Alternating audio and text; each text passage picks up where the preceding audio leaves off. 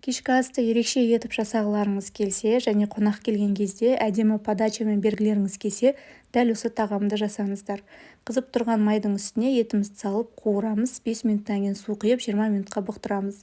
Картошканың үстіне тұз бұрышын салып, жемішкі майын құйып, жақсылап араластырып, 200 градус қызып тұрған пеште 40-45 минутта пісіріп алатын боламыз. Және менде гарнирге тағы да рис болады.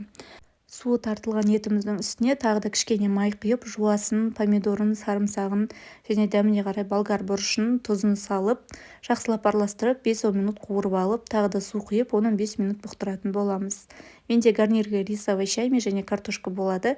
Егер де ристің сіздерге рецепция керек болатын болса, менің каналымда әдемілеп түсірілген арнайы рис с овощами деген рецепт бар. Сол жақта соны көріп жасасаңыздар болады. Немесе кәдімгі обычный күрішті асып қоя салсаңыздар да болады.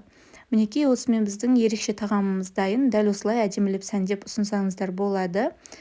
Баршаңызға ас болсын. Рецепт ұнаса, маған ұнады деп комментарий қалдыра кетіңіздер.